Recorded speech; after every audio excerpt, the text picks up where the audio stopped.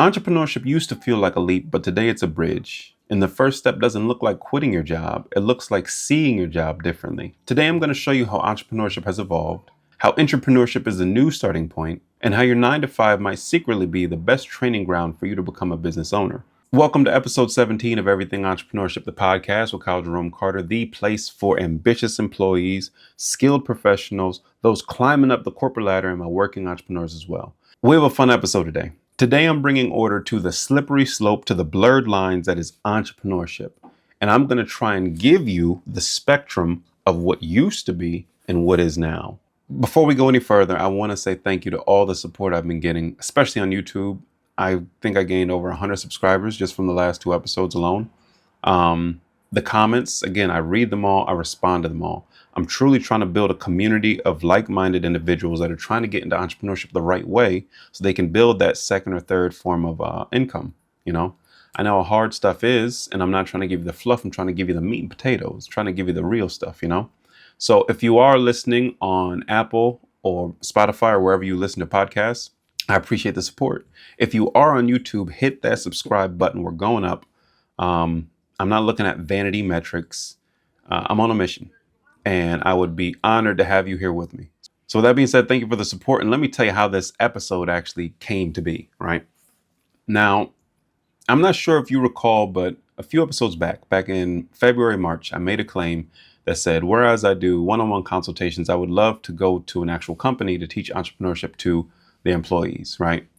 That's a very bold statement, but that's a very bold statement because employers are not going to want their employees to be entrepreneurial. Then they're going to just think they're going to be super successful and leave me. But that's closed-minded, you know. A lot of employers can't give bonuses. They can't give raises this year. So why not equip them with the tools necessary so that they can see that they are entrepreneurial and that they can also build that second or third form of income while they're working without necessarily needing to quit, right? And we got it on the calendar in the form of a workshop. So in a couple of weeks, I'm going up to North Jersey. He owns a real estate brokerage. I think he has about 15 employees. And I'm going to do it in the workshop, you know. One-on-one is nothing. It's going to be my first workshop. You feel me? I'm excited. You know, I've just like doing a big old presentation, but I'm pouring everything into it. You know, I'm trying to be the premier transition from employee to entrepreneur with no stone left unturned. And I'm going to go over in this episode the old or new. Boom. Whichever way makes sense, because it might be inverted, but old versus new way of entrepreneurship. And I created both of these because while I'll be speaking to this group of employees, I truly wanted to tackle defining entrepreneurship, not as a word, but as just this amalgamation of just stuff, you know. Entrepreneurship is a slippery slope.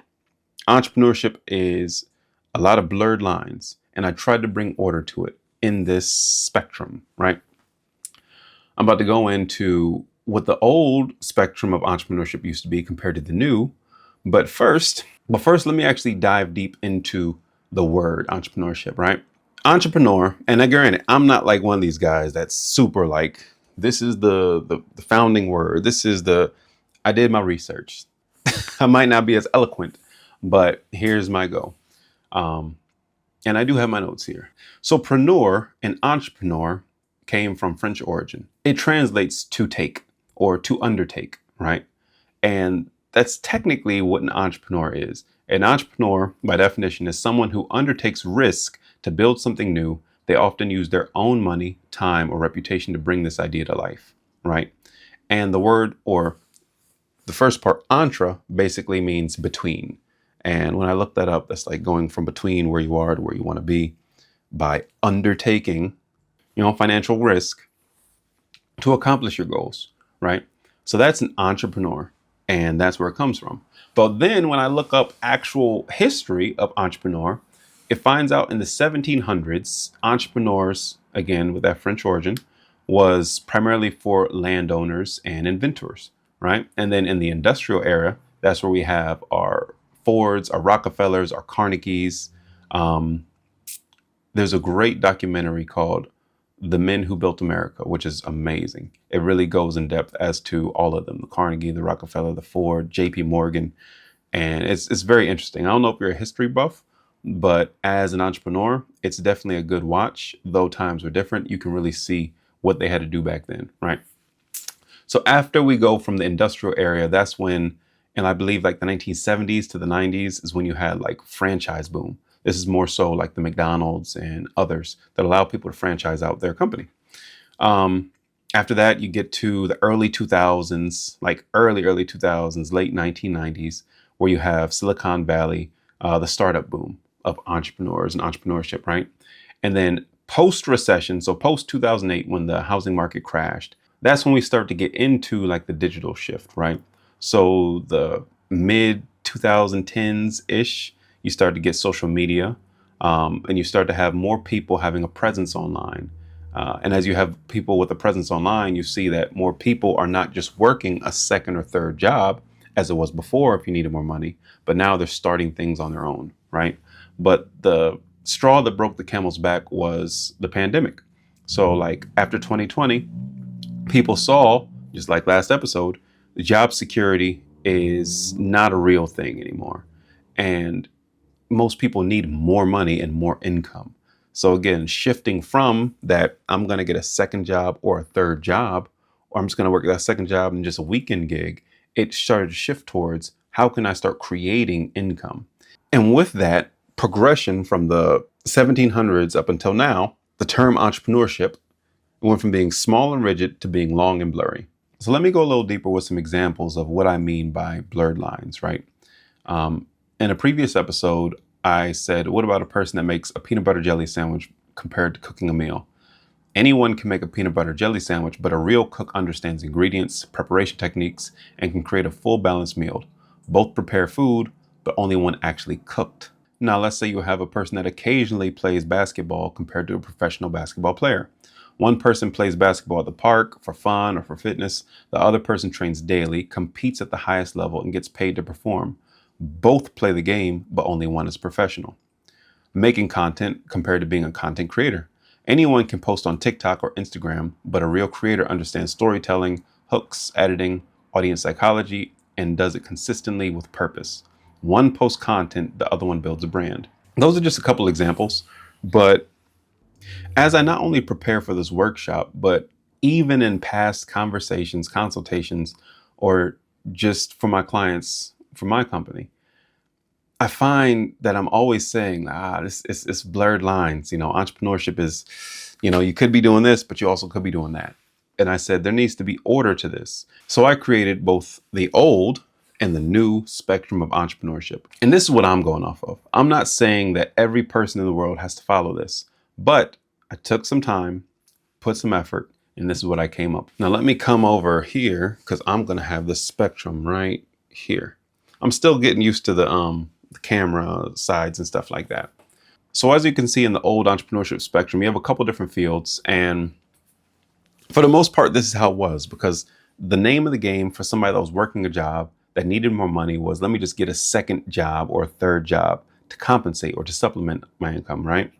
And pretty much you had just your regular employee. This person clocked in from 9 to 5. If anything, they saved up a little bit of money just to go to their savings, and they put money towards their 401k. Maybe they got like a CD. If you're old enough, you know what a CD is and the rates, not a CD like for music, right? After that, you had the employee, but investor. This person, and again, each one builds upon itself.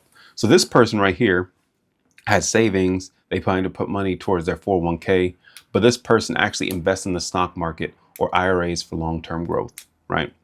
And that was them doing something, and they made money from this, right? After that, you had the employee landlord. This person might have done everything the other two did, but now they also have saved up enough money to buy a second home and maybe even a third home and rented it out, and they saw some passive income from that. But for the most part, that's where the line stops between employee and entrepreneur. As you can see, there's a little bit of overlap over there for entrepreneurship and employed. I'll go into that in a moment, right? So after that, you typically had an entrepreneur. That usually required quitting your job, funding the business out of pocket. Usually you hear people said, I saved up 20K, I saved up 50K, whatever it might be, and I went out to go start a business. More often than not, it was like a brick and mortar, right? A lot of risk. And this might be for anybody that's millennial or younger. If you had a conversation with your parent as to how you're trying to start a business, in their mind, they might have been thinking in those first three columns, like, what the hell are you doing? Like, it's going to cost too much money. What happens to you if you lose everything? But that's why we're moving forward, right? So as you enter in that from entrepreneur to CEO, this person actually is hiring staff. They build out systems. They create cash flow. This is when you really have a business. It's not contingent on you being there every single day, and it's not contingent on just you doing the work. This is where most people see themselves when they are working a job that they don't like and they want to quit a job. So I could see myself running this place. That's typically where they see themselves, that CEO position. And then from CEO, you have owner. The owner is the person that actually oversees the company. The owner is the person that actually oversees the company growth, expands across multiple ventures, and also investment. This person might have multiple businesses. They have different investments, not just in the stock market, and they're rocking and rolling. This person doesn't necessarily have to show up. They hire CEOs to maintain their businesses, right? And this is pretty much how it used to be. Obviously, this is not ironclad. There might be a little category here, category there. But if we look, there is overlap between the employed person and the actual entrepreneurship and the actual person being in that season or that journey of entrepreneurship. And that's that employee landlord. Though the employee investor did look for other avenues outside of their direct income for their paycheck, like the stock market and stuff like that, it took a special kind of thinking to look at different properties, potentially looking at where they are compared to where they want to go or where they potentially want to retire. Maybe that second property is where they're going to retire into, or it might be the shore house that they rent out while they're not there, or whatever it might be, right? And this is pretty much what entrepreneurship was. If you said that you were an entrepreneur, it meant that you were quitting your job, that you had a lot of money, and that you were about to risk it for the biscuit. Like, it could go up, it could go down. And there's a reason why it was such a huge thing. Like, yo, I'm a business owner, right? Now, before I go to the new version, right, I want to take a moment to say, the same way that there's no right way to go through life, there's no right way to go through entrepreneurship. And it deserves to be a slippery slope or blurred lines to an extent. I don't want to make this spectrum and say that this is the definition going forward. It's meant to be fluid. It's meant to change. And this is just an observation from the research I've done as to what not just entrepreneurship was, but the mindset in each of those stages. So as I said, now that we see that job security is not as secure as we once thought it was, as things get more expensive and we need more money, most people, and then you also have access on social media, on your phone, on your laptop, to other people in the world, whether they're showing you something real or something fake, it just shows, oh my goodness, this person's making money. Look at this person. They just left their job. They're doing this on the side. What is this? And I'm bringing some order to the new version, right? So let me move back over here and I'm going to put the new version up now. So now if we look at the new entrepreneurship spectrum, we get to see that there's a couple more moving parts, right? And I also have a couple examples down here. And the examples are not limited to that. Like I made a whole like side hustle business investment like matrix that has like over 100 different possibilities, and then also things that are adjacent to your current. It's crazy. Like I said, when I prepare for something, I go all out, and this is just maybe like 2% of everything I got. But yeah, back to it. So now you see that with times changing, let's just say this is the 2025 version. You have the employee. This is still the full-time W-2 9-to-5 employee working for someone else, no business activity. They don't care about it. They don't want to know about it. There's nothing wrong with that. I hated back like right after the pandemic when entrepreneurship was being introduced to so many people. There were a lot of people online, and I even saw in person, that were just pressuring people. Yo, if you're not an entrepreneur, what are you doing with your life? And that really just made me very upset. It's not for everybody. And there's nothing wrong if that's not for you. Like if you're meant to be at a job, move up, build something, retire on that, like that's their prerogative. I don't think somebody should be shamed for not wanting to be a little crazy and start a business. You feel me? um, but that was my little rant. There's nothing wrong with just being an employee. Like I said, there are people that I've had a consultation with where we really have a conversation. Entrepreneurship might not be you, might not be for you as far as starting a business, but you know what? There's different things we can identify in your current position, in your current role, where you want to go, that you can actually level up and either get the job or get the promotion so you can have the extra income in your company or the company that you want to. Like it's fluid for a reason. But now we move from employee. So again, you see paycheck, 401k savings, and now new age, you might see a person get into some stocks. They might not know much, but they might buy some Bitcoin. They might buy some stocks. I should have put that down there too. From employee, you now have the intrapreneur. They basically use their job as a training ground. They have an ownership mindset, and they might dedicate a few hours a month to ideas or development. So they're literally entrepreneurial and applying that to their company. They might have a weekend like that they feel like they have some extra time that they might apply to bettering themselves at the business, or just in general, they might work on something else. And an intrapreneur is not full-fledged. They're not dedicated. They're not on this bandwagon. They're just aspiring entrepreneurs to an extent. They tend to sell household items like electronics or sneakers or something like that. They can do content creation as far as building a page on social media. This is where you start to get into like streaming at a lower level, and also could be doing UGC content for different brands and companies. They might get into affiliate marketing to a certain extent. They might be a tutor, or they might make an ebook.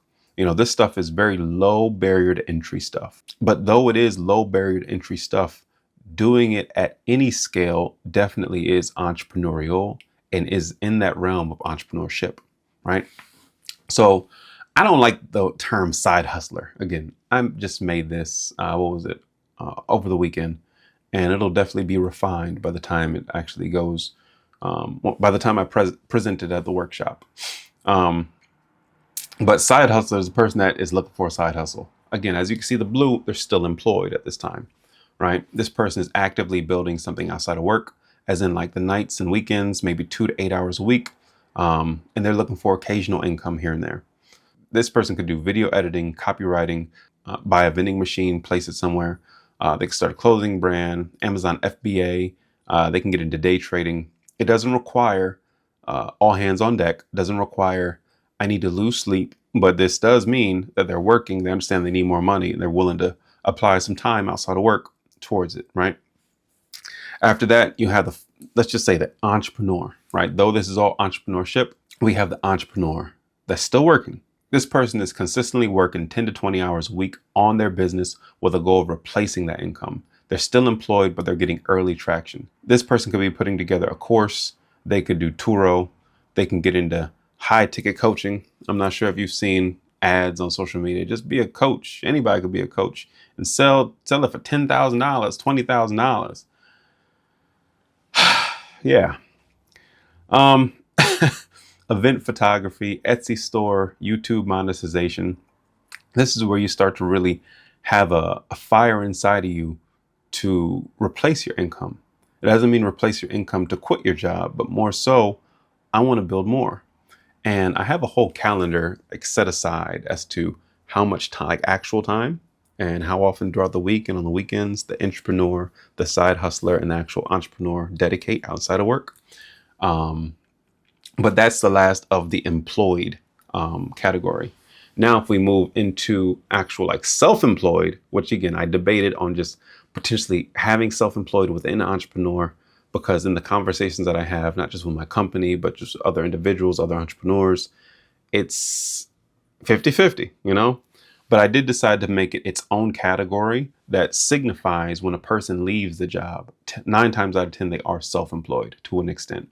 This person works full-time for themselves, no boss, but no team either. They trade time for money. These are typically service-heavy people, service-heavy individuals. This could be graphic design, social media management, wholesaling real estate. They could still do DoorDash. They could still do Uber. They could have a credit repair or trade line company. Now, I know plenty of self-employed people that are a one-man band. They're a solopreneur, and they're making a couple, maybe not a couple $1,000,000, but well over like 1.5 or something like that. Let me think. Maybe like 800, 1.5. Yeah. So I know a couple people that are self-employed and doing fine, putting money aside for them, their family, their kids, there's nothing wrong with that. This just is, again, it's not ironclad. It's still fluid. Like, I should have some squiggly lines on here because some of these mesh together, right? The self-employed person just doesn't have that infrastructure. Whereas they could be on that lower spectrum and have to DoorDash and Uber and still have this other job that they're trying to get off the ground. They also could just have that company that is just them and they're doing what they have to do, right? Now, from self-employed, we go into CEO. This person builds systems, teams, and operations. They're working on being able to step back while the business runs. This could be any type of just full-blown business. So we got cleaning businesses, pest control, inspector, marketing agency. They could buy a franchise. They could have a dental or optical practice. The list goes on. The list goes on for all of these. But the CEO is a person that I find is good at what they do, good enough that they now have systems in place. They have a team, but more often than not, they're still working in their business. There's a struggle that people hit when they go from like 1 million to 3 million, where it's like, okay, business is going well. I got a team, but it's still just not good enough where they can remove themselves, or they don't feel like they've built something strong enough that they can remove themselves from the day to day. And that's the goal, or at least it is for some people. I know I always call it the 10-year stretch. After 10 years, your back starts to hurt. Even if you're not in a service-based business, but if you've been doing something for about 10 years, that's when it starts to hit you. Like, all right, maybe I need to either sell this company or just hire a CEO so I can do this other stuff, which leads into the full-blown business owner. And again, the moment you have LLC, you're a business owner, an S Corp, sole proprietorship, you're a business owner, right? But in this instance, this person is fully removed. They might have a CEO in place. Income is passive or semi-passive. They focus on investing, acquisitions, or scaling. This could be, again, this list is long. I just put a couple in here. They could be a hard money lender. They can go into SaaS, licensing software products, buying existing businesses, private practice, insurance brokerages. Again, these people are more so, they own the business. They're completely removed, and they just check in on their CEO or the person that's running the business. I want to just take a moment because whereas you can see the old way compared to the new way, entrepreneurship is in almost every single one of these except for the just straight up employee, right? And that's because the moment that you have that entrepreneurial seizure, that it just hits you and you got that spirit in you, you're in your journey of entrepreneurship, regardless of if you know it or not, regardless of if you choose to move forward or not.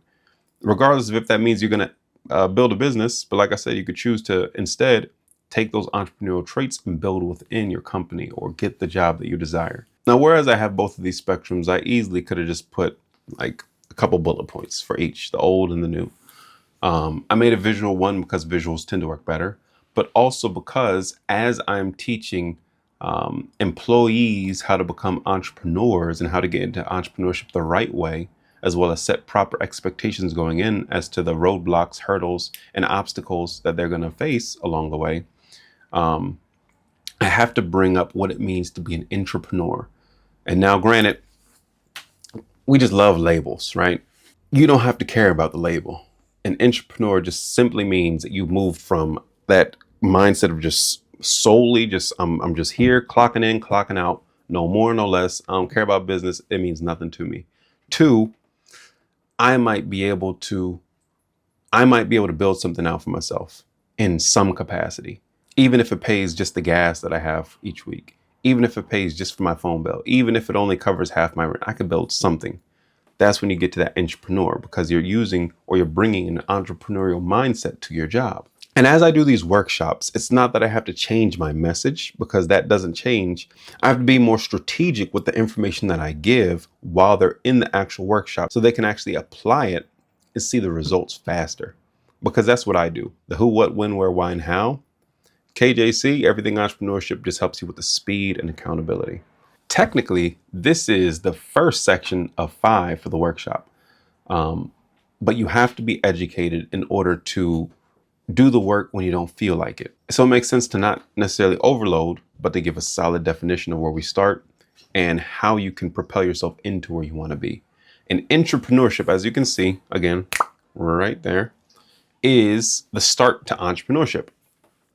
Now, entrepreneur isn't just another made up term. I mean, technically it is. Somebody made it up. Though I said it before, basically an entrepreneur is someone who acts like an entrepreneur inside a company.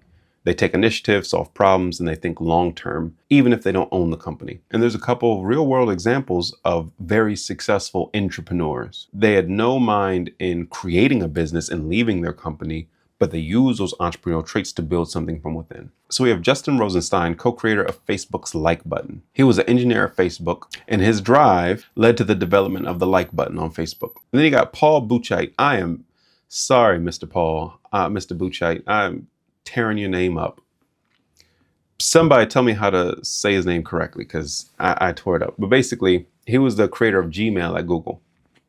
He was just a software engineer, and he initiated the development of Gmail during his 20% innovation time, introducing a new approach to email, which enhanced search and storage capabilities. Now, granted, these are all companies that you've heard of, but every single day, and some might get credit depending on the employer, but there's certain people that are at their job that are entrepreneurial and they want better for the company. And by doing that, they come up with different initiatives or different products or services that they could offer. And that, to an extent, is what it takes to start along this path, to want more. In this instance, they wanted more for their company, not necessarily for themselves, but even wanting something more for yourself is when you enter the realm of entrepreneurship. So yeah, I'm excited for this workshop. It's the first of many. I know it's valuable, and with the right, like I said, open-minded employer, setting their employees up with this. And again, this is going to be, I told them 2 hours after doing it. I'm like, this is about 2.5 hours, almost 3 hours. But I just got to do a better job of condensing that information and conveying it efficiently within the 2 hours. If we go to 2.5, it is what it is. We're going to have fun. But yeah. That is the history of entrepreneurship and my take on the old versus the new spectrum. Now let's transition into what KJC has been up to. Well, what have I been up to? It's been, the week went by fast. The weekend went by faster. I've been preparing for this. Obviously, we got client work and just taking everything to the next level. I really am excited from all the support that I've gotten, especially on YouTube. I can't lie, it does feel good to see, like, not just all the different comments of people that appreciate the content, but people joining. You know, I say this, and I know it sounds cliche to some people, but I'm counting every single person that's on this train as part of this community. You know, I know it's going to be hard once I get to thousands and thousands and thousands, because in an ideal world, you really get to know the people that support you. So that's why, if you want more content, just keep on coming back. I'm trying to get to a consistent 2 videos per week, switching up the content to show you some more day in the lives and interviews of people that have done this. You know, they're either the business owner now, the CEO, they're self-employed, they're still working a job, but they have those different revenue, those different income streams. I'm trying to bring like this because it's not going anywhere. I have a feeling that my next episode is going to be AI focused. AI and what you can do in entrepreneurship, what you can do while you're employed and stuff like that. Before I put it out, I do need to do a little bit more research. I want to make sure that, everything's accurate, you know. I'm definitely on top of that. But yeah, I'm over here talking about everything entrepreneurship again. What's KJC up to? Just living life, man. I'm just blessed that I'm able to wake up and go after it every day. You know, not everybody is afforded that, and I'm using it to my advantage. I'm doing what I can, doing what I got to do. I'm not going to do any questions this week, though I did get a couple questions. I appreciate them. If you want me to answer a question on the podcast, go on Instagram, link below, at kyle.jerome.carter, and submit a question. Again, I run through this because I'm not that important. It's about you guys.